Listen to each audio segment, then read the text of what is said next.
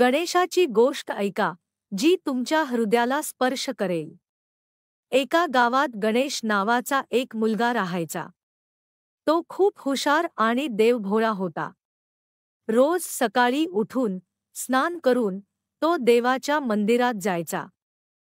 गणपती बाप्पांचे दर्शन घ्यायचा आणि त्यांच्याशी मनमोकळं बोलायचा. गणपती बाप्पाला प्रसन्न करण्यासाठी तो रोज त्यांच्या आवडीचे मोदक बनवायचा आणि मंदिरात देऊन यायचा. एके दिवशी गणेशच्या गावात एक मोठा उत्सव होता.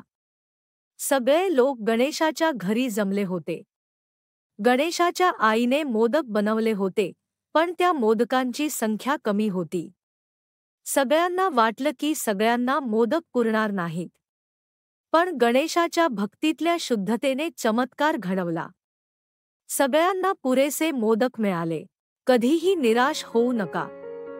गणेशच्या आईने गणपती बाप्पाचा धावा केला आणि म्हणाली, हे गणपती बाप्पा, माझ्या मुलाने तुझ्यासाठी मनःपूर्वक केलेल्या सेवेचा परिणाम दाखव.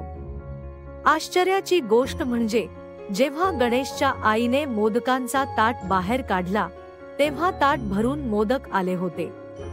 सगळ्यांना मोदक मिळाले आणि प्रत्येकाने गणपती बाप्पाच्या कृपेची स्तुती केली.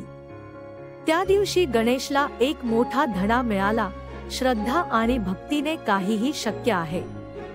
त्याने ठरवले की तो आयुष्यभर गणपती बाप्पाची भक्ती करत राहील. धडा ही गोष्ट आपल्याला शिकवते की श्रद्धा आणि भक्तीत प्रचंड सामर्थ्य आहे. आवडले तर लाईक करा आणि आणखी प्रेरणादायक कथा ऐकण्यासाठी सबस्क्राईब करा.